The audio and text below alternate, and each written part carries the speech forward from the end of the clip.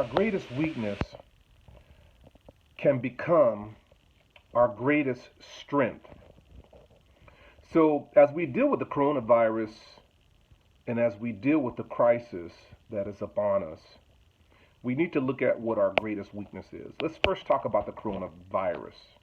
Okay, so the coronavirus, let me just say one thing. People are saying that there's no more cases of coronavirus in China. And that is an absolute deceit and falsehood, okay? When you read the news and you look at the global map of new coronavirus cases, what they're telling you is that on that particular day, there were no new coronaviruses that were reported. Okay, so let's understand what the news is really saying. Now, China has the most cases that are active. I think it's over 80,000 cases that are active, approaching 100,000 cases that are active. So there's so many people in China that have contacted the disease. I don't know what that number is. It's a big number. I think it's over 100,000. Okay, and those people have not been healed. There's very few people in China have been healed and have been restored, have recovered from the coronavirus. Very few people. There's a lot of sick people still in China. Okay, so where it says new cases 0, it just meant new cases for that day that were reported. Okay, now remember when the coronavirus was first being reported in the United States 3 weeks ago, they were saying that the coronavirus is only growing like by 10 a day, and the reason that there was only 10 new cases a day is because we weren't testing. Okay, so just because they're reporting 0 cases, that means 0 cases that have been reported. That's not how many real live cases of people that have gotten the disease that the doctors just don't know about yet, okay? So the coronavirus is spreading, and even in the United States, a couple of days, they reported 2,800 new cases. Don't let that deceive you. 2,800 cases, what happened was, I think the first time the federal government sent out kits, they sent like 1.5 million. Then I remember Donald Trump saying we're going to send another 1.4 million. So I don't know how many kits they've sent out. I know I definitely have heard 1.5, 1.4. So that's almost 3 million kits that were sent. I'm sure by now there's more than 3 million kits. I don't know. If you know, hit me up in my inbox and let me know how many kits have been sent to American hospitals. I'd be surprised if 10 million kits have been sent to the hospitals in the United States. Okay? But even 10 million kits is not a lot of kits when you got 330 million people, okay? There's 330 million people in America. So even if there's 10 million kits in the hospitals, they're not testing everyone. My daughter had some issues with her lungs. They didn't even test her. Imagine that. Didn't even test her. So you remember the first 4 days that you get the coronavirus, you're asymptomatic. So for a lot of people are asymptomatic. And we need to be finding out if we need to be finding out if those asymptomatic people have the coronavirus so they're not spreading it. So you can be asymptomatic, no symptoms, and you're spreading the disease like wildflower, okay? And so a lot of people that don't have symptoms that have the coronavirus are not being tested. If they're not being tested, then those cases are not being reported, okay? So the coronavirus could be growing by 20,000 new cases a day, and we wouldn't even know it. The only thing we know are the people who go into the hospital half dead. They're half dead, so, and the hospital determines, oh, well, okay, they have enough symptoms that we can give them a test, And they're mainly testing like older people or super young people or people with debilitating diseases, that they think could just knock off and die. I personally think they should be testing anyone who wants a test and somehow separating those who don't have it from those who do have it. There needs to be a better way of separating the haves from the have-nots. In this case, those who have the coronavirus from those who don't. And so I don't like the way we're going about trying to snuff this thing out because just not enough people are being identified that have the coronavirus. So don't let the numbers fool you. There are a lot of cases of coronavirus in China. If you think there are no cases, stop thinking that, because there are cases of coronavirus in China. Just there are some days where no new cases are reported, or they just haven't found the people yet. Okay, but trust you me, the coronavirus spreading in China is not done. Before it's done, there's going to be a whole lot of people in China that have caught the coronavirus. Maybe 10 times more than how many have it today. Maybe 10 times more, okay? That number is going to grow. It's going to grow from wherever it is. If it's wherever it is, it's going to grow a lot more. And it's going to grow a lot more in the United States as well. So the one thing that we need to understand about the coronavirus is that because of social distancing, people staying at home, not going to school. When you don't go to school, what happens? The kids don't catch Uber. The kids don't catch Lyft. So Lyft does less rides. Uber does less rides. Also, people not going to work. Less rides from Uber. Less rides from the train. Less rides from the bus. So the bus industry loses money. The train industry loses money. The rideshare industry, Uber and Lyft, loses money. The fast food, when the kids are at school, they walk across the street to McDonald's, Taco Bell. Fast food loses money. The coffee, when people aren't working, they're working at home, they make their own damn coffee, okay? So Starbucks, Coffee Bean, the coffee industry in general loses money. In the case of, let's say, entire cities in Italy, entire cities in China, and soon to be entire cities in the United States, people aren't out at the malls. I mean, the malls are ghost towns. So all those stores, Godiva chocolate, Apple iPhones and Apple computers, people aren't there. They're not looking at the latest and the greatest new products. So computers aren't being bought from those stores. Clothes aren't being bought from those those stores. Now, grocery stores are jam-packed. They're probably making more money. Their revenues are probably going up. But hundreds and thousands of industries are losing revenue because the people are not there.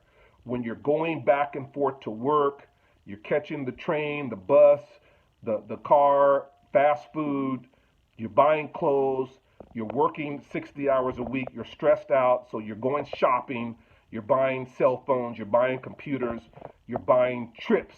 You're going online saying, man, this job is stressing me out. I want to go to Barbados or Jamaica or Cancun. I want to take a trip to the Bahamas. I want to take a trip to Hawaii or to wherever you want to go, okay? And so the airline industry, we know obviously the airline industry is getting hit, but also the hotel industry is getting hit. All these, man, there's hundreds of industries getting hit. How does that affect us? It affects us because a lot of these corporations are going to have less earnings. So some of these corporations will still be profitable because it didn't. United States just didn't start. The United States started getting hit hard mainly in February. That's the middle of the quarter. So really, we're looking at the last month of the quarter. March is the month that we're getting hit the hardest. Most corporations, January, February, we're probably an average of 90% functional. But March, man, some of these corporations and industries are getting hit 40, 50%. So March is going to be a big decline in their revenue, big decline in their earnings. So a lot of companies will come out with less earnings. Maybe they were estimated to make $1 billion, they're going to make 800 million. But some companies are going to come out with net earnings that are going to be less. Maybe their net earnings was supposed to be 500 million and their net earnings will be 400 million. But other companies, their net earnings were supposed to be 500 million and their net earnings will be negative, like not even zero, like negative 200 million, negative 100 million. So listen very carefully to what I'm saying, okay? Next month, the end of March, marks the end of a quarter for most companies. It's the end of a quarter. I'm not saying it's the first quarter because it depends when your fiscal year started, okay? But for a lot of companies, Not all companies, because everybody has a different fiscal year. But for a lot of companies, the end of this month will mark the end of a quarter. Okay? So next month, there'll be a lot of corporations reporting corporate earnings growth. Some companies will have less earnings. Their net earnings, instead of being, like I said, 500 million, might be 400 million. That's bad news, okay? But what's even worse is a company that was expected to have 300 million in net earnings, and they're negative. They're negative 200 million, okay? Because if you're negative 200 million in earnings, or negative 100 million, or negative 2 million, if you're negative, that means you did not make any money. That means that you basically didn't make any money that quarter, and so now you're not going to send any money to the state or to the federal government. So the federal government is collecting less money. Now, the county and the cities, they're going to get money from sales tax and also property tax. Now, property tax is interesting because we're not going to see a big turn in property tax until maybe later in the year because, right now, a lot of people that still made money, most people are probably going to pay their property tax. So the counties are going to be okay and the cities are going to be decent for the next 2 or 3 months. But the next time property tax rolls around, that's when people are going to really feel the pinch in their pocket. Okay, so you got to understand, but where the city and the counties are going to hurt, and also the states, is in sales tax. Because, people are going to buy food. There's not a whole lot of tax on food, but there's tax on toiletries, which, people buying a lot of toilet paper, but there's a lot of things that people are not going to be buying in this environment. There's not going to be a lot of car sales and motorcycle sales, boat sales. There's not going to be those expensive items. Tiffany's is probably not going to get paid a whole lot of money. Tiffany's is probably a stock you want to short in this market. So, but the key is to understand, in general, let's look at the top 500 companies in America. In general, their earnings are going down. If you take the aggregate number of all the earnings combined, it's going to be down significantly at the end of this quarter. And so you should know that by default, corporations, their earnings growth are decreasing. And the next part of the domino effect is that the governments, their earnings are going to decrease. So we didn't do the responsible thing. I'm not even going to go there. But so the municipalities, the federal government, the states, the counties, the cities, they start getting hit like in the next 30 to 60 days. Okay? They're going to start seeing a hit this month because property taxes are due in a lot of states this month. We're not going to see a big hit, but significant enough. But down the road, sales tax is going to take its toll. Sales tax is going to be big for local municipalities. And then down the road, as we get into the middle of the second quarter, now we're looking at federal tax, which now I think they moved it out a couple of months that for federal tax to be due. I think federal tax is due June maybe. So federal tax is going to get hit, and also state tax is going to get hit. So a lot of municipalities are going to be in a shortfall. I mean, they were swimming in money. I mean, I can't believe how many construction deals are happening here in California. Like, oh God, a ton of construction deals. I hope they earmarked enough money and they took that money off the top to pay for all those construction deals. Because if not, we're going to have like unfinished construction all over California. But the bottom line that you should know is that corporations are losing a ton of money, and there's a domino effect. First it's corporations, then it's municipalities. Now, what's going to happen is as corporations lose money, they're going to start laying off people. So the corporations will lay off first. And then the next wave is as the government starts to see their next fiscal year, because governments run off fiscal years. So as the government starts planning for their next fiscal year, then they're going to start laying off people. Now, what's really concerning is that governments and municipalities have taken on a big role in being employers. The government should not be employing more people than private enterprise. But in a lot of cities across America, the biggest employers are cities and counties. That's not good, okay? Because when the government starts losing revenue, then they're going to start laying off people, okay?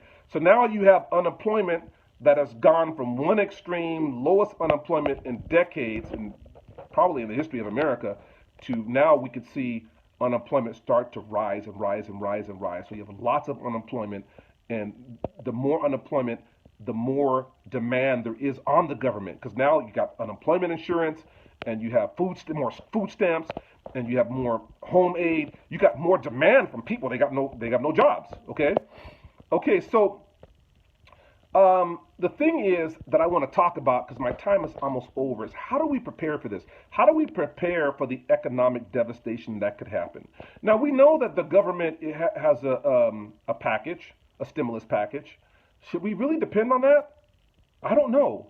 You know, and I'm not really that fond of what the stimulus package looks like. I'm hearing about bailing out. Man, we bailed out the airlines. We bailed out the farmers. We bailed out Wall Street, and we bailed out the auto industry. Now we're going to bail out everybody again. That's not capitalism, free marketplace. Come on. I'm not sure America's in a position. We have a deficit of 22 trillion. Every single year we're operating in the debt. Every single year since, for God knows how many years, I think since the Clinton administration. For the last 3 administrations, every single year, our federal government has operated in debt. That means that if they brought in 3 trillion in revenue, they spent 3.5 trillion. Every single year, we've run up the debt. Why is that important? Because right now they're talking about bailing everybody out. Where are they going to get that money from? They're going to print the money. They're going to go deeper into debt. So now American debt's going to go from 22 trillion to 24 trillion. How does that really help us? How does that help us? Because, if corporations are losing money, and then the government starts losing money, and then then GDP goes down, we go into recession, and then maybe even into a depression. And right now the dollar's very strong, so now we're also going to see a major imbalance in our trade deficit. Yeah, we are. We're going to see a major imbalance in our trade deficit, because even though we're not doing a lot of stuff with China right now because the coronavirus, that's the epicenter, we're going to see a whole slew of countries buying less products from America because the dollar is so strong. So there could be a domino effect, a chain of events that take place over the next 6 months that could lead to devastation. And what I want to tell you to do is how to deal with it. And so I started off by saying in this video that our greatest weakness could be our greatest strength. And our greatest weakness is that most of us graduate from high school and we leave. We leave our parents and we run across to, our parents are in California, we go to school in New York, we go to school in Chicago, and then we set up shop. We live in Washington, D.C., and our parents live in California, or we live in Ohio and our parents live in Florida, or we live in Florida and our parents live in Oregon, and we're separated. Our families are separated. There's very few families that stick together, and usually it's like people who are not educated. Now, there are some families that stick together that are educated. I'm not saying there's not, but I'm saying in general, people tend to separate themselves. They tend to go off yonder, man. I think 80% of our population lives on 20% of the land. So most people live in big cities, and they don't live with their family. So listen to what I'm saying. Our greatest weakness will become our greatest strength. This is a time that we need to start uniting. This is a time that we need to start looking at families and consolidating, start moving in together, selling some houses and moving in with our brother, moving in with our sister. This is a time where we need to start uniting our funds and saving money. Instead of all 5 families paying electric and all 5 families paying gas and all 5 families paying water, we might want to consolidate that to where it's 2 or 3 families or 2 families paying for all those utilities, and combining our resources. And for a lot of you, it's not going to happen. I would say that especially if you're single, living in an apartment, and you're living large, if there's the opportunity that you could get laid off in the next 3 to 4 months, this might be a good chance for you to rent that extra room.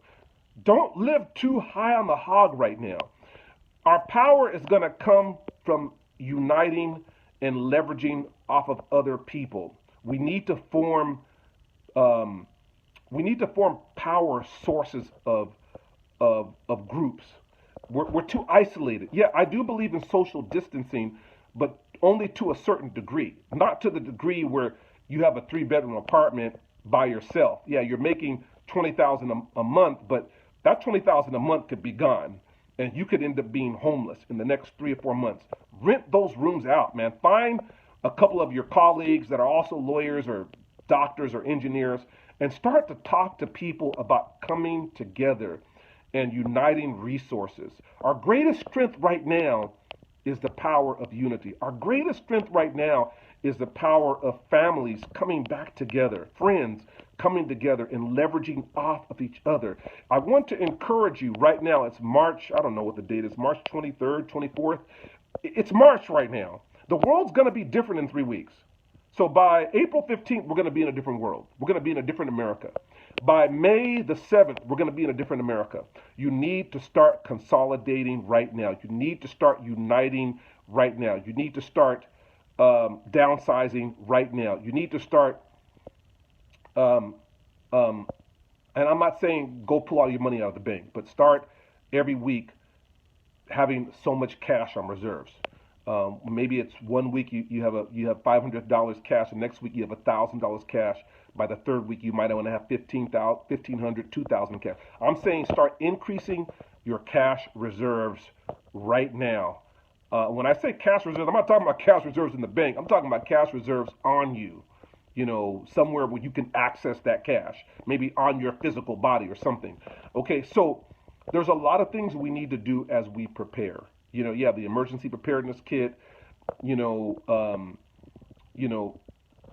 you want to look at things that you want to have on hand, but most importantly, start looking at how you can downsize right now. Downsize now. Downsize in March. Start talking about it now. Don't wait until June, because June we're going to be in a different world. Now, we might overcome this situation by, UCLA says that the recession will only last through the 3rd quarter. So according to UCLA's research, 4th quarter is October, starts in October. The worst should be behind us. I hope so. I hope so, because this is our second financial crisis. You know, we had the first financial crisis in 2008, the subprime meltdown, and I'm not sure we learned anything from that. I'm not sure we learned anything from that. Now, we gave companies billions of dollars, and they turned around and paid a lot of that money out in big-time bonuses on Wall Street. We didn't do the responsible thing, and then we came in and got rid of all the regulations that we put on Wall Street. I'm not sure that things are going to be hunky-dory like the pundits are saying. If I were you, I would prepare to be buckled down the rest of 2020. Straight up, man. I've been following the markets for over 35 years, and I'm going to tell you, if I were you, I would buckle down for the rest of this year. I would buckle down. I pray that the stimulus package works, but this is a different world. We got all this debt. God forbid that national rating agencies downgrade our bonds, because right now all the money is going into the American dollar and into the American bonds. All the money around the world. The safe haven right now is America. But what happens when America is no longer the safe haven? Okay? So it's better to be prepared and not need it than to need it and not be prepared. You see what I'm saying? So by downsizing and consolidating with family and friends, if you don't need it, you can always go back out and get a bigger apartment or a bigger house or a bigger car. But right now, if you can afford not to have 5 cars, get rid of some of those cars. Right now, if you can afford not to have so many homes, if you can afford not to have so many things, you know, and for those of you who are millionaires, man, take 10% of your money and get some gold coins. Get some gold coins and start buying other currencies like the pound, like the euro. Start buying other currencies like the yen. Those currencies are weak against the American dollar right now. I'm going to cut it off, but I'm telling you, this is the time to downsize, and this is the time to let our greatest weakness, which is the separation of families, become our greatest strength by bringing families back together. Those of you who are single, this may not be a bad time to move back home with mom and dad. This may not be a bad time, but don't wait until it's too late. Start to consolidate your resources now, and start to make sure you have backup, an emergency reserve, emergency preparedness kit. Make sure you have all those things. The people united will never be defeated.